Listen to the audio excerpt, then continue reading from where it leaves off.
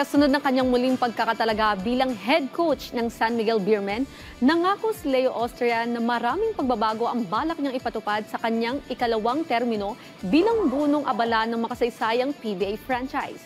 Isa na dyan ang pagiging mas competitive sa East Asia Super League kung saan nangungulelat ang Beermen sa kasalukuyang season. Yan ang ulat ni teammate Rafael Bandayrel. Wala pa ring panalo ang San Miguel Beermen sa nagpapatuloy na 2024 to 2025 season ng East Asia Super League. Ito ang liga kung saan nagkukrus ang mga landas ng mga koponan mula sa iba't ibang professional basketball leagues sa Asia. Hindi man ito ang inaasahang resulta ng Beermen, naniniwala si SMB head coach Leo Austria na may tsansa pa rin silang tapusin ang kanilang kampanya ng may panalo. Hirit pa ni Coach Leo, nahihirapan din ang PBA teams dahil sadyang angat talaga ang mga imports ng mga KBL at Japan B-League teams. Dahil dalawa o mahigit pang foreign players ang maaaring mapabilang sa kanilang lineup, di tulad ng PBA na paisa-isa lamang.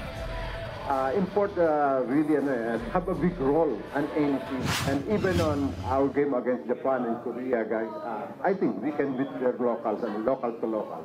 But because their advantage ongoing tournament, which they allow 3 imports and 2 to play each time, and then for the long period fun also, I think that's something you have to consider.